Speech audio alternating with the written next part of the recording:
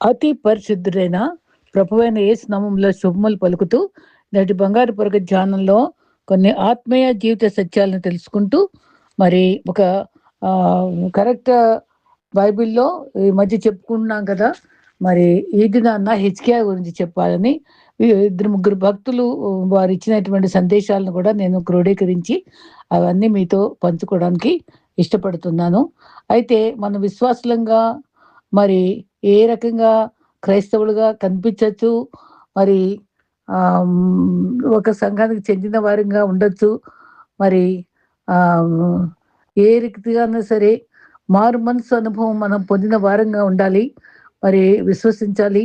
పరిశుద్ధాత్మ ద్వారా నూతన జన్మ అందుకోవాలి. మరి అందుకనే యోహాను 1:12లో తనను అంగీకరించిన వారందరికిని అనగా తన నామమందు విశ్వాసం ఉంచిన వారికి ఆయన పిల్లగుటకు అధికారం ఇచ్చాడు కాబట్టి నూతన జన్మం మరి తిరిగి జన్మిస్తేనే ఆయన రాజ్యాన్ని చూడటానికి యోగ్యులం కాబట్టి యోహాను 3:3 మరి మనం సంఘంలో కలిసిపోయానా కాదు. నేను దేవుని కుటుంబంలో నూతన జన్మ ద్వారా చేరానా అదే ముఖ్యమైన ప్రశ్నగా ఉంటుంది. మరి సంఘంలో మనం అన్నీ క్రమంగా వెళ్ళొచ్చు, పాటలు పాడొచ్చు, ప్రార్థించొచ్చు, పరిచర్యలో పాల్గొనొచ్చు, క్రైస్తవులు కనిపించొచ్చు. కానీ మనకు రక్షణ స్థిరత, అష్యూరెన్స్ ఆఫ్ సాల్వేషన్ అనేది మాత్రం మనకు చాలా చాలా అవసరమైంది. అయితే నిత్యము భయం కలిగి ప్రవర్తించేవాడు ధన్యుడు. హృదయంలో కఠినపరుచుకున్నవాడు కీడులో పడతాడు. సామెతలు 28:14. మరి మరొక జన్మ లేదు. ఈ జన్మలోనే పాపాన్ని ఒప్పుకొని విడిచిపెట్టాలనుకునేవాడే ధన్యుడు. కానీ ఈ జన్మలో ఎన్ని పాపాలు చేసినా మళ్ళీ వచ్చే జన్మలో పాపాలు కడుక్కునే అవకాశం ఉందని భావించేవాడు అన్యుడు. మనం అలా అనుకోలేము. సుందర్ సింగ్ ఒక మాట అన్నారు. నా శ్రమలో, బాధలో క్రీస్తు సిలువయే నాకు ఆదరణ, నిరీక్షణ, ఉత్తేజాన్ని కలిగించేది. మనకు క్రీస్తు ప్రభువు పరలోక ఐశ్వర్యాన్ని వదిలి సిలువను సహించగా ఆయన కొరకు ఆత్మను సంపాదించటకై నేను నా సిలువ మోయడమేమి కొత్త కాదు, మరి గొప్ప కాదు అని అనుకున్నాడు. ఆలోచనలో విశ్వాసము, కార్యాలలో ధైర్యము, మాటల్లో వివేకము, జీవితంలో సేవాభావము ఎప్పుడు ఉండాలి. మనకున్న వాటితో తృప్తిగా ఉన్నప్పుడే జీవితం ఎప్పుడు ఆనందంగా ఉంటుంది. ప్రేమించాలంటే మనసు ఉండాలి. ప్రేమను తెలపాలంటే ధైర్యం ఉండాలి. ప్రేమను పొందాలంటే సహనం ఉండాలి. ప్రేమించబడాలంటే మరి ఫేవర్ ఉండాలి. మరి ప్రేమను జీవితాంతం కాపాడుకోవాలంటే నమ్మకత్వం ప్రభు మీద ఉండాలి. జ్ఞానం అనేది సంపాదిస్తే వచ్చేది కాదు. అది మనలో ఉన్న అజ్ఞానాన్ని విడిచిపెడితేనే దానంతట అదే జ్ఞానం వచ్చేస్తది. ఇది ఎప్పుడు చెప్పే మాట మళ్ళీ చెప్తున్నాను. చెట్టు వెనుక ఉన్న అవ్వను, చెట్టు దగ్గర ఉన్న అబ్రహామును, చెట్టు పైన ఉన్న జక్కయ్యను, చెట్టు కింద ఉన్న నతనేలును చూచిన దేవుడు నిన్ను నన్ను కూడా తేటగా మనం చూస్తూనే ఉంటాడు. నీలో నువ్వు చూసుకుంటే నిరాశ కలుగుతుంది.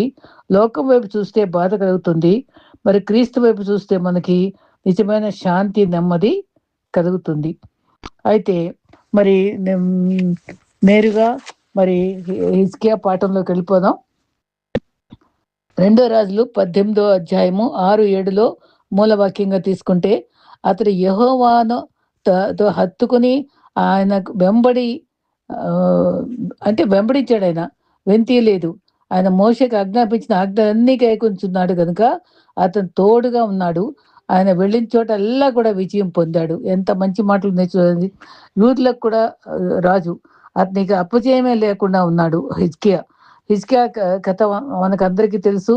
తనకి మరణకరమైన రోగం వచ్చినప్పుడు మరి గోడ తట్టు కన్నులెత్తి గోడలెత్తి తిరిగి ఏడ్చుచు దేవుని మొరపెట్టుకున్నాడు. దేవుని మందిరానికి వెళ్ళి మొరపెట్టుకున్నాడు.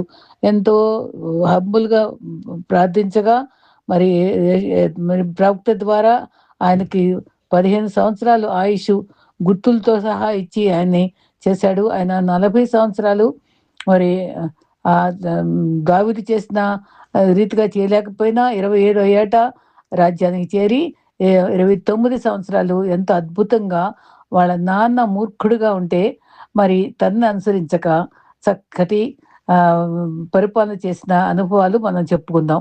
అయితే దేవుడు తోడుగా ఉన్నాడు, హత్తుకున్నాడు దేవుణ్ణి. ఆయన ఎన్ని రాజ్యభారాలు ఉన్నా సరే ఆయన దేవుణ్ణి గౌరవించాడు, హత్తుకున్నాడు. అది హత్తుకుంటాం అంటే మనం మళ్ళా 15 యోహానులో చూసుకుంటే క్రీస్తు ద్రాక్షవల్లి, మనం తీగలం కదా, అంటుకట్టుంటేనే ఫలించగలం. తర్వాత రెండవదిగా ఆయన వెంబడించాడు. యెషయా 52:12లో వెంబడించే వ్యక్తి యెహోవా ముందర నడిస్తే మనం ఆయన్ని వెంబడించాలి. మరి మరి గొర్రెలు కూడా కాపరిని వెంబడిస్తే కదా, క్రీస్తు మనకు మంచి గొర్రెల కాపరి. గొర్రెలకు ముందు నడుస్తాడు. మనం ఆయన మార్గంలో చూపిస్తూ ఉండగా ఆయన వెంబడించడమే మన కర్తవ్యంగా, మనం వెనుకంజ వేయకుండా ముందుకు సాగిపోవాలి. మూడవదిగా ఆయన ఆజ్ఞలన్నిటిని అనుసరించాడు. ఆయన మార్గాలలో నడిచాడు. నేనే మార్గము, సత్యము, జీవమున్న అమ్మ నేనే అన్నాడు. ఆ మార్గంలోనే మనము అనుసరించాలి. 25 సంవత్సరాల కాలంలో విజేతగా ఉన్నాడక్కడ. హిజ్కియా భక్తి జీవితాన్ని కొన్ని సంస్కరణలు చేశాడు. ఇశ్రాయేలీయులు 12 గోత్రాలు ఉన్నారు కదా! అది మరి 2గా విభజింపబడినాయి. అయితే మొదట్లో మాత్రం సౌలు రాజుగా ఉన్నప్పుడు 12 గోత్రాలు ఉన్నాయి. తర్వాత మరి దావీదు ఉన్నప్పుడు కూడా 12 గోత్రాలు ఉన్నాయి. తర్వాత మరి ఆహ్, సొలొమోన్ వచ్చేటప్పటికి సరిగ్గానే పరిపాలించటం 40 ఏళ్ళు ఉన్నాడు. దాని తర్వాత వాళ్ళ కొడుకు రెహబాము వచ్చేటప్పటికి 2 ముక్కలుగా చీల్చబడింది. ఉత్తర రాజ్యాలు 10 గోత్రాలు, దక్షిణ రాజ్యాలేమో 2 గోత్రాలు. కానీ యూదా గోత్రానికే చాలా మంది రాజులు మరి పరిపాలించడం మరి గుర్తింపుగా ఉన్నారు. యూదా గోత్రాల్లో మరి ఒక రాజు అంటే హిజ్కియా రాజు గురించి మనం చెప్పుకుందాం. అయితే తండ్రి దారి తప్పాడు కానీ ఇతను ఆ దారిని సరిచేశాడు. ఎంత చక్కగా సరిచేశాడో, ఎంత వివరంగా చెప్పాడో అనేక విషయాలు. అది మనకు సంస్కరించే అనుభవాలన్నీ కూడా మనకు వ్యక్తిగత జీవితంలో కూడా, ఆధ్యాత్మిక జీవితం కూడా చాలా ఉపయోగపడతాయి. మరి తండ్రి విషయం మరి గమనించుకుని మరి దావీదును అనుసరించుకున్నాడు. ఈ తండ్రి కాదు. దావీదు ఏం చేశాడో, దావీదు యొక్క ఆజ్ఞలు పాటించడం, సంప్రదించడం అన్నీ కూడా దావీదుని అనుసరించాడని కూడా ఆయన పేరు పెట్టి చెప్పారు. వ్యతిరేకంగా ఆయన మరి తండ్రికి చేసిన దానికి అంతా అపోజిట్‌గా చేశాడు. తర్వాత తండ్రి అయితే నిర్లక్ష్య ధోరణితో ఉంటే అది ఖండించి సంస్కరించాడు. 2 రాజులు 18:5లో అతని తర్వాత పూర్వీకుల్లో అతనికి సమమైన వాడు ఎవరు లేరు. పూర్వీకుల్లో ఉత్తముడుగా మరి హిజ్కియా ఎన్నుకోబడ్డాడు. సౌలు 40 ఏళ్ళు, దావీదు 40 ఏళ్ళు, సొలొమోను 40 ఏళ్ళు పరిపాలించాడు. 29 ఏళ్ళు చేశాడు. రెహబాము కాలంలో 2 భాగాలైనాయి. దేవునికి ఈ రాజు హిజ్కియా భయపడ్డాడు కానీ వాళ్ళ నాన్న భయపడలేదు. మరి దేవునికి లోబడి భయపడకుండా ఉన్నాడు. మరి 10 గోత్రాలు వాళ్ళు మాత్రం దేవునికి ఇష్టంగా లేరు. కాబట్టి అష్షూరు చెరకు వెళ్ళగొట్టబడ్డారు. దక్షిణ రాజ్యంలో యెరూషలేములో మరి ప్రథమ స్థానంగా పెట్టుకొని వీళ్ళు పరిపాలించడం చూస్తున్నాం. దావీదు తర్వాత దేవుని చిత్తానుసారంగా ఈయన అనుమానం నడిచాడు కాబట్టి ఈ రాజుకి చాలా మంచి పేరు పొందుకున్నాడు. దేవుని నిర్లక్ష్యం చేసి దేవునికి ఆయాస్కరమైన పనులు ఆ 10 గోత్రాల వాళ్ళు చేశారు కానీ వీళ్ళు అట్లా చేయలే. 2 దినవృత్తాంతములు 28-27లో ఈ తండ్రి పేరు ఆహాజు. మరి హిజ్కియా తండ్రి పితరుల సమాధికి చేర్చబడలేదు. గొప్ప గొప్ప వాళ్ళ సమాధిలో పెట్టలేదు. హిజ్కియా రాజు ప్రత్యేకించుకున్నాడు, వాళ్ళ నాన్నలా కాదు. భక్తి లేని వ్యక్తిగా ఉన్న వాడికి తండ్రికి భక్తి గల కుమారుడు హిజ్కియా. అతన్ని గణపరచకుండా ఉన్న దేవుని గణపరచకుండా ఉన్న తండ్రికి గణపరిచే కుమారుడు హిజ్కియా. భయం లేని తండ్రికి భయం గల కుమారుడు హిజ్కియా. విశ్వాసం లేని తండ్రికి భయభక్తులు గల అచంచల విశ్వాసంతో ఉండేవాడు హిజ్కియా. ఆహాజు మరి హిజ్కియా మరి మరి ధృవాలు వేరుగా ఉన్నాయి వీళ్ళిద్దరి. అయితే శ్రేష్టమైన పాఠాలు నేర్చుకుంటున్నాం, మరి అన్వయించుకోగలం. 2 రాజులు 18 అధ్యాయంలో మనం ఏమి చదవాలంటే, మనం సొంతంగా కూడా మీరు బైబిల్ గుర్తుపెట్టుకుని ఎక్కడన్నా మరి 1-21 వరకు. 2 రాజులు 18 అధ్యాయము 1-21.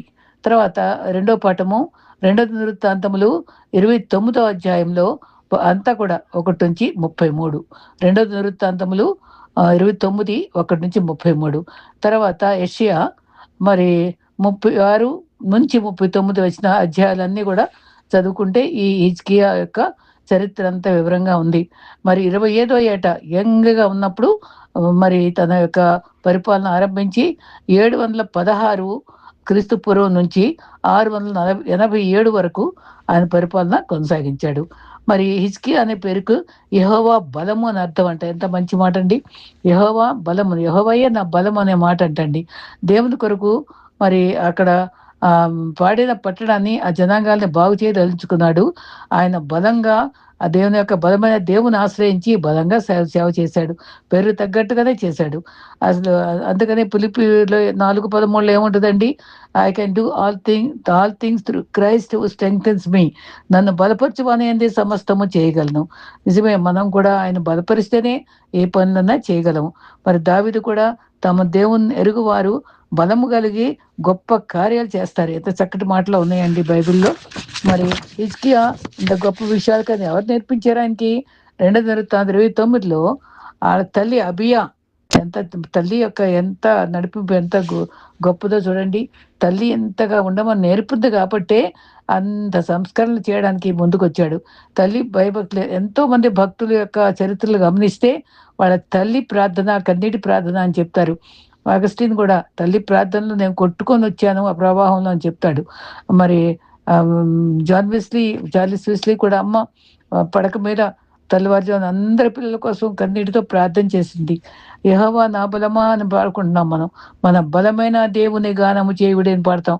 తర్వాత హబక్కూకులో అన్నాడు, ప్రభువగు యెహోవాయే నాకు గల బలము, నా కాళ్ళను లేడి కాళ్ళగా చేయువాడు ఆయనే అని పాడుకుంటున్నాం.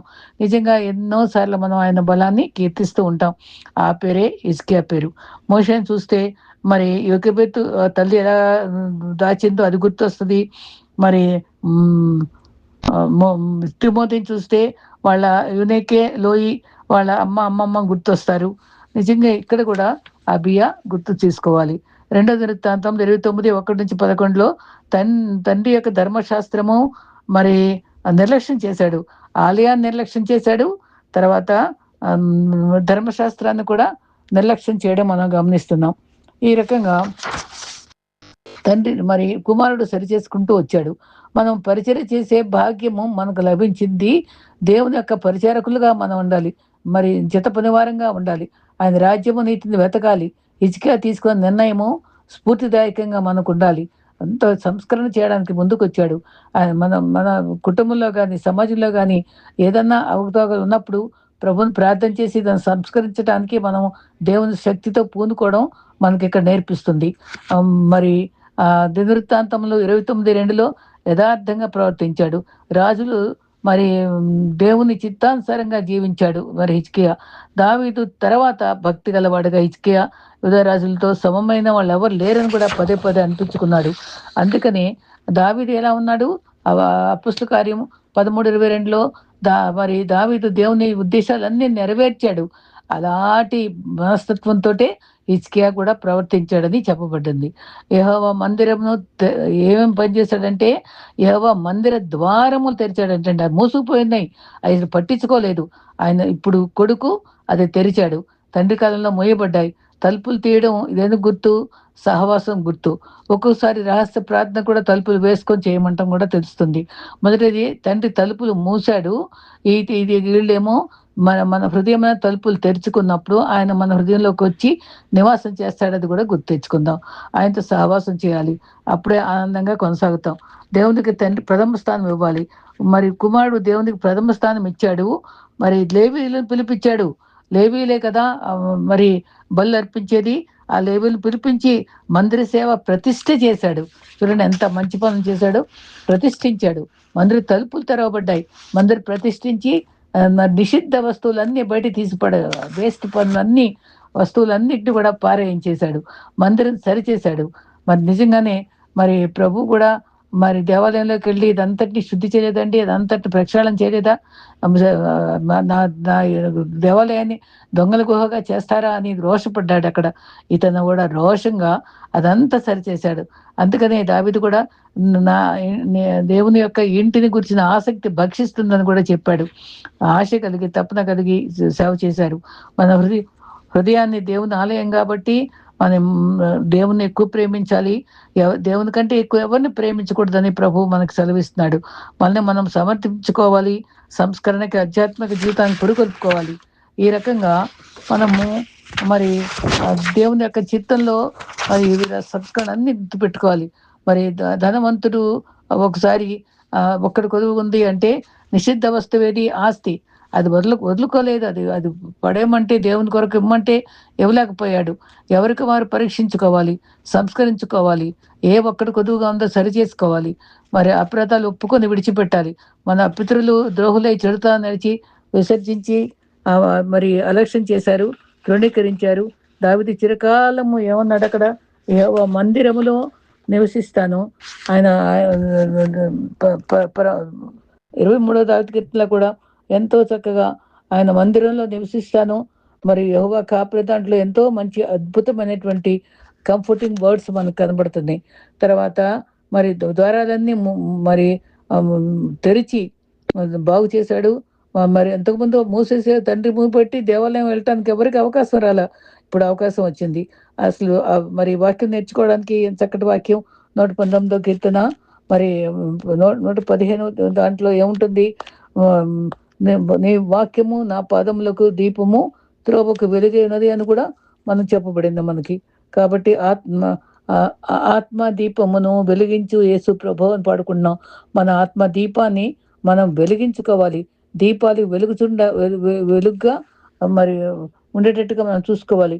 అది అసలు అచ్చంగా దంచినటువంటి ఒలీవ నూనెతో ఆ దీపాన్ని ఎప్పుడు కూడా మరి మరి బలిపీఠం మరి వెలిగేటట్టుగా చూడటం మరి లేవీయుల ఒక కర్తవ్యము. ఆ రకంగా అన్నీ కూడా పునరుద్ధీకరించి ఆ రకంగా చేశాడు. ఇంకో భక్తుడు కూడా హిజ్కియా గురించి చెప్పిన అనుభవాలు ఏంటంటే, హిజ్కియా జీవితాన్ని చూస్తే మనకి ఐశ్వర్యం, ఘనత అనుభవం కూడా మనకి ఇక్కడ కనబడుతుంది. విజయం సాధించాడు. మరి ఘనత నొందిన వాడై ఐశ్వర్యము, ఘనత పొందిన వాడై ఉన్నాడు. తను ఆరంభించిన ప్రతి పని అతను హృదయపూర్వకంగా జరిగించి వర్ధిల్లెను. ఎంత మంచి మాట అండి. మనం ఏ పని చేసినా హృదయపూర్వకంగా చేయాలి. అప్పుడే మనం వర్ధిల్లుతాం అని నేర్చుకుంటాం. 2 దినవృత్తాంతములు 31:21 సకల జనముల దృష్టికి ఘనత నొందిన వాడాయను. 2 దినవృత్తాంతములు 32:23 మరి హిజ్కియాకు అతి విస్తారమైన ఐశ్వర్యము, ఘనత కలిగెను. చూసారా ఎంత మంచి అనుభవాలు ఉన్నాయో.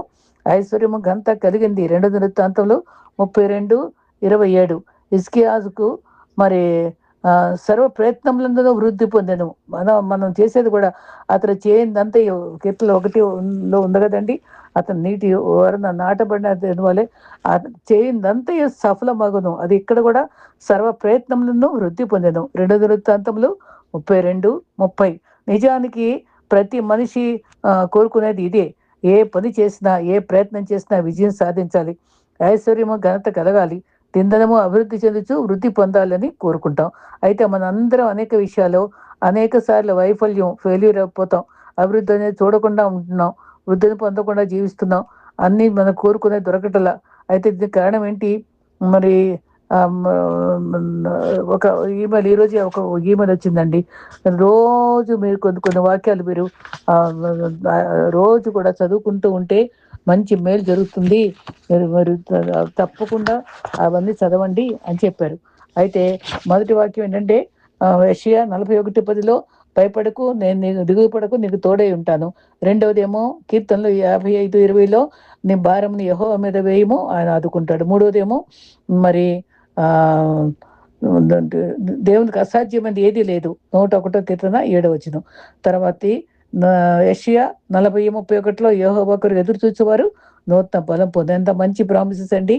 ఐదోదేమో రోమా 8:28 దేవుని మరి ప్రేమించే వారికి సమస్తము సమకూడి జరుగుతుంది. 5 రోజు మనం చదువుకుంటూ ఉంటే దేవుడు తప్పకుండా మేలు చేస్తాడు అని చెప్పారు. మనకి వాక్యాలన్నీ ఉన్నాయి అనుకోండి, ఇది చాలా విలువైనవి కాబట్టి మనం ధ్యానిద్దాం. అయితే మనందరం కూడా మరి హిజ్కియా మనమంటే వాడే, కానీ అతను గొప్ప అనుభవాలకి మంచి పేరు తెచ్చుకున్న గొప్ప రాజుగా కనబడ్డాడు. విధేయతతో ఉన్నాడు దేవుని ఎడల. హిజ్కియా తండ్రి మాత్రం బహుదుష్టుడు. మరి దేవుని దృష్టికి బహుగా పాపం చేసిన వ్యక్తి. దేవుని ఆశ్రయించక ఏం చేశాడు? మనుషులను ఆశ్రయించి దేవుని కోపానికి మరి బలైన వ్యక్తి ఆహాజు. యూదా దేశంలో దిగంబరి చేసి యెహోవా ద్రోహం చేసి ఉండను గనుక యెహోవా ఇశ్రాయేలు రాజైన ఆహాజు చేసిన దాన్ని బట్టి యూదా వారిని హీనపరిచెను. ఆపత్కాలమందు అతడు దేవుని దృష్టికి అధికముగా అతిక్రమలు జరిగించెను. అట్లు చేసిన వాడు ఆహాజు రాజే. 2 దినవృత్తాంతములు 28:20 రెండో దినవృత్తాంతంలో 28:20 తండ్రి చేశాడు ఆ మాటలు. చివరికి దేవుని మందిరంలో మరి అన్ని తీసుకుని దేవుని ఆలయం మూసేశాడు. దేవుని మందిరం ఉపకరణాలన్నీ కూడా సమకూర్చి వాటిని తగ్గొట్టించి యెహోవా మందిరం తలుపులు మూయించేసి యెరూషలేము అంతటా బలిపీఠాలకు మరి ఇవన్నీ సరిచేసి సంస్కరణ చేశాడు హిజ్కియా. తండ్రి చేసిన వాటిలన్నిటికీ ఆపోజిట్ చేశాడు. ఒక్క మాట చెప్పాలంటే జీవం గల దేవుని విసర్జిస్తే దేవుడు కూడా విసర్జిస్తాడు. ఈ రకంగా అయితే తండ్రి కుమారుడు హిజ్కియా అలా చేయలేదు. అయితే తండ్రి మూసివేసిన ఆలయాన్ని తెరిచాడు, బాగు చేశాడు, మరి మొదలుపెట్టాడు. మరి ఆ మందిరంలో నిషిద్ధ వస్తువులన్నీ వేస్ట్ అంతా పడేశాడు. దేవుని ప్రజలను సేవకులను ఆయత్తపరిచాడు, లేవీలందరూ పిలిచాడు. అట్లా అంతటి మళ్ళీ మళ్ళీ ఆలయంలో జరగవలసిన దీపాలు వెలుగు చూడనిచ్చాడు. మరి తలుపులు తీసి అవన్నీ శుభ్రం చేశాడు, ప్రజలను ఆయత్తపరిచాడు. మరి ముగిసిపోయిన దేవుని సేవను తిరిగి ఆరంభించాడు. ప్రజలందరూ దేవుని తామే ప్రతిష్ఠ చక్కటి మాట అండి, ప్రతిష్ఠించుకున్నారు. దేవుణ్ణి ఆశ్రయించడం కాకుండా దేవునికి మొర్ర పెట్టేలాగా చేశాడు. అక్కడ ప్రార్థనలు జరిగినాయి అన్నమాట. దేవుణ్ణి ఆశ్రయించడే కాకుండా మొరపెట్టడం అంటే ఆశ్రయించడం, మొరపెట్టడం వాళ్ళకందరికీ డెవలప్ చేశాడు. ప్రజలందరినీ బలపరిచాడు. 2 దినవృత్తాంతంలో 29:3-5లో.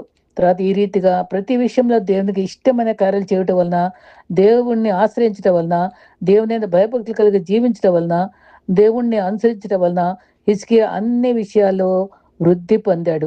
మన కుటుంబాలు వృద్ధి పొందాలంటే, ఆయన ఫేవర్ కావాలంటే మనం దేవుని ఆజ్ఞలు పాటించి ఆయనకు మొదటి స్థానాన్ని ఇవ్వాలని ఇక్కడ హిజ్కియా అనుభవాలు మనం చూస్తున్నాం. అప్పుడే మనం ఐశ్వర్యము, ఘనత, మరి సమూయేలు సొలొమోనుకు కూడా నాకు వీళ్ళందరూ పరిపాలించే జ్ఞానం మాత్రమే అడిగాడు, కానీ ఘనత, ఐశ్వర్యం కూడా ఎక్స్ట్రా ఇచ్చాడు. నిజంగా మనం కూడా ఆయనకి యోగ్యులంగా ఉంటే ఆయన మనకి అర్హులం కాకపోయినా ఆయన మనకు కూడా ఘనత, ఐశ్వర్యం కూడా ఇచ్చే దేవుడు. అయితే మనందరము రీతిగా భయభక్తులు కలిగి ఉంటున్నామా? దేవుని వాక్యం సెలవిస్తుంది, యెహోవా భయభక్తులు కలిగి ఉంటే వినయము, ప్రతిఫలము, మరి ఐశ్వర్యము, ఘనత, జీవము దాని వల్ల కలుగును. ఎంత అద్భుతమైన వాగ్దానం! సామెతలు 22:4. దేవుని యందు భయభక్తులు కలిగి ఆయన త్రోవలో నడిచే వారందరూ ధన్యులు.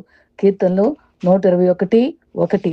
కాబట్టి దేవుని నుండి వచ్చే విజయము, ఘనత, ఐశ్వర్యం మాత్రమే కోరుకునే వారి వల్లే మనకి కావాలి, మన డబ్బు కావాలి, గొప్ప ఇల్లు కావాలి, కారు కావాలి, ఇది కాదు ముఖ్యం. మనము మంచి ప్రవర్తనే మనకు సంపద, అదే మనకు ఐశ్వర్యము, అదే మనకు గౌరవం. ఉండక ఏం చేయాలో అది మన దేవుని యందు భయభక్తులు కలిగి జీవించడమే, ఆశ్రయించడమే. ఇతరులు మనల్ని దేవుని అనుసరించే బిడ్డలని చెప్పుకోవటమే అది గొప్ప ధన్యత, ఐశ్వర్యము. దేవుని జీవితంలో ప్రాధాన్యత ఇవ్వాలి. దేవుని నుండి మనం ఆశించింది మరి అభివృద్ధి, ఐశ్వర్యము, ఘనత పొందుట, వీటి తాపత్రయాలు ఉన్నాయి, కానీ వాటికి మించిన మరి మంచి పేరును దేవుడు మనకిస్తాడు. మంచి విశ్వాసులుగా జీవించటం మన కర్తవ్యము. మరి అది నేర్చుకుందాం.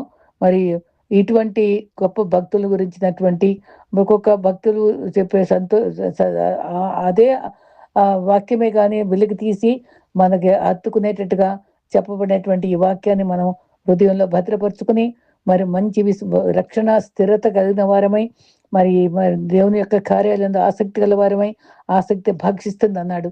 ప్రభు కొరకు జతపని వారంగా సేవ చేస్తూ నిత్యత్వం వరకు సాగిపోదాం. అట్టి కృప ప్రభు మనకి నిండుగా అనుగ్రహించుగాక. ఆమేన్.